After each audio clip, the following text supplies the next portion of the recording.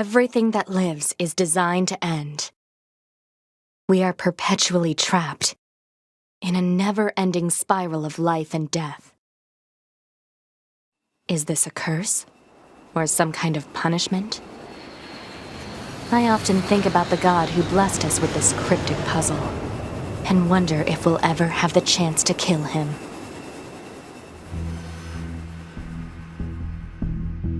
Nier Automata is not just a video game.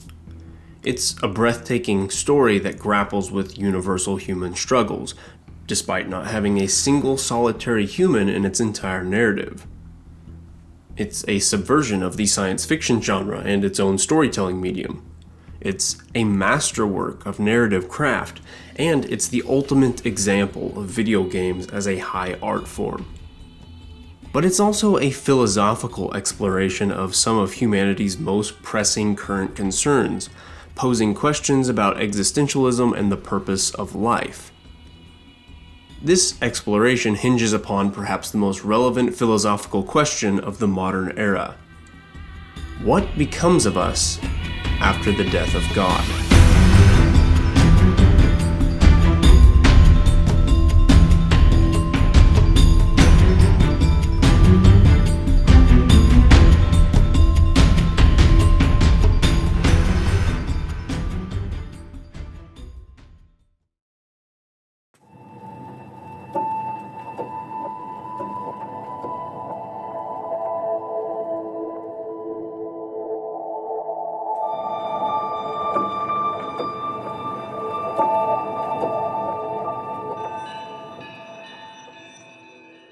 In the late 19th century, German philosopher Friedrich Nietzsche predicted that the West would go through a catastrophic collapse in the following centuries. He wasn't predicting foreign invasion, he wasn't predicting an asteroid impact, such as what wiped out species before us, and he wasn't predicting the next ice age. Nietzsche was referring to internal catastrophe, a concept he called the death of God. This is a dramatic and symbolic phrase for a social phenomena that Nietzsche saw on the horizon. He predicted that the gradual and then rapid abandonment of Christianity and religion in general would lead to the internal collapse of the West's cultures, societies, and institutions, as the very value structures and beliefs that had been built as the foundation of civilization over the course of millennia was wiped out by mass disbelief. The metaphorical death of God. Nietzsche's outlook on civilization's future without the undergirding beliefs and meaning provided by religion was not a pretty one, predicting that modern populations would fall into mass nihilism, leading to the collapse of society as a whole into a state of apathy and internal conflict over momentary pleasures. And he was disturbingly right. Mental health problems, rates of depression, loneliness, and feelings of worthlessness and apathy are at an all-time high over any other time in human history. Despite the level of luxury, comfort, and security of the modern world when compared to any other era of the past, people are reporting that they feel more lost, apathetic, and pessimistic about the future than ever before, with enormous numbers stating that they feel that nothing truly matters and that there's no meaning in what they do. Practicing members of religion continue to steadily drop across all modern societies. It's astounding how much of Nietzsche's predictions came to be true, and it appears, as of now, as if events will continue to proceed as he described. With these questions of existence and purpose being asked more than ever before, a niche video game director named Yoko Taro quietly released a Japanese-style hack-and-slash RPG in 2017 to little public fanfare. At the time of its release, few in the broader gaming community would have ever guessed that in less than 5 years, it would be regarded by many as the greatest video game ever made. This artistic masterwork, Nier Automata, explored the very question Nietzsche asked in 1883. A question that presses upon the subconscious mind of modern society with increasing desperation. What becomes of us after the death of God? In regard to that question, Nier Automata's characters go through a similar process to what we do, in essence if not in practice. The game begins with a very generic science fiction premise. Aliens invaded centuries before, unleashing a machine army upon the world. Humanity countered by creating mechanical soldiers of their own, the androids, fashioned in their image to fight back. But the war has dragged on and on. The remaining humans have evacuated to the moon, and you, as Android Soldier 2B, must help wipe out the machines and the aliens once and for all so that humanity can reclaim the Earth. This premise is a standard one for the science fiction genre, and it's also quite generic as a concept in the video game storytelling medium. This lulls the audience into a sense of familiarity. After all, based on our previous gaming experiences, it's very obvious how such a story will play out. As the protagonist, you will lead the charge against the aliens and their pawns, find a big boss alien, do some super cool kick-ass fighting in a climactic battle, and reclaim Earth for humanity. Right? Oh, my sweet summer child. See, Nier Automata is a subversive story, and it throws those expectations right out the window, just as it throws its characters into an existential crisis, wondering many of the same questions we grapple with, both consciously and subconsciously, about what the point is to anything in our lives. After all, in our world, God has been declared dead, and in Nier, humanity, the android's creators, are eventually revealed to be dead as well, putting us exactly in the same situation as our playable characters. What are we all supposed to do now?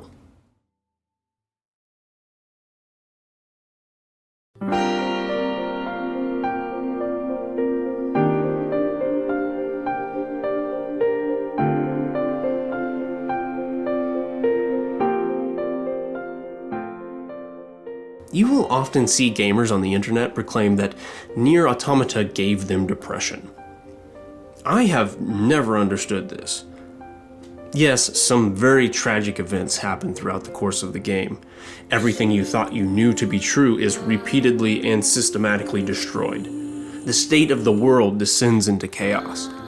You find that the person you love has betrayed you countless times, and all the people you care about die in front of you. It's horrible. And it kind of sounds like life, doesn't it? Based on this description, these comments make a lot of sense. Nier Automata does give you a depressing sequence of events. Terrible things happen, and what's worse, in form of consequence, it reminds you of real life. And if that was where the themes ended, I would be in complete agreement with these commenters. But that's not where it ends. Nier Automata is Yoko Taro's answer to nihilism. Because at the end of the day, after all the terrible catastrophes that the game throws at us, he ends his masterpiece with a choice.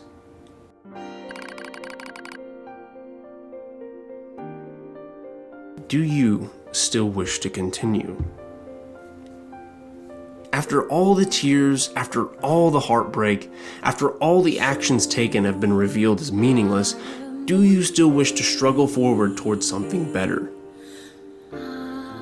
In one of the most beautiful experiences I have ever had with a story of any kind, Yoko Taro asks us to fight through the terrible events, to strive for a better ending than meaningless tragedy for our protagonists, and to sacrifice everything we have for other people around us.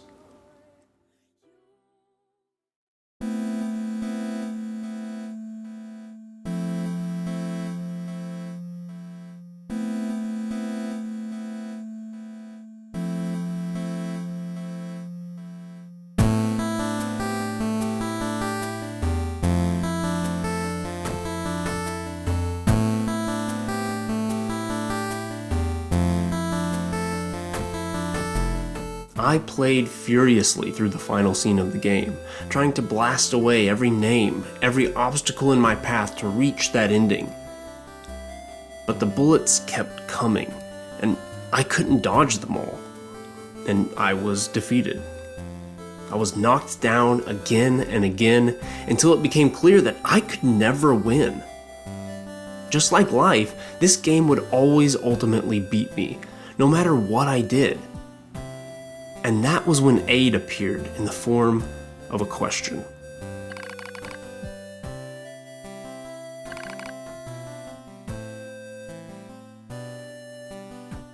After I grudgingly accepted that I needed help to get through this, a second ship arrived next to mine. Then a third, then a fourth, and on until we were unstoppable, blasting through to an ending that gives our characters another chance. And having finally reached this point, another final question popped up on the screen. And tears started to fill my eyes as the implication of it all dawned on me.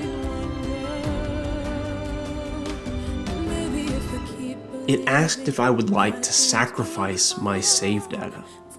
Sacrifice all the time and effort that I had put into this game to help somebody else out in the world reach this same beautiful conclusion. All of those ships that had come to my aid had been someone else's sacrifice, someone else's time, energy, and effort, sacrificed for me, so that I could reach this moment, past all the terrible catastrophe and meaningless death. And I summoned my will, and I hit delete, and I watched everything I had put into this game get wiped away forever, leaving a blank hard drive, leaving nothing.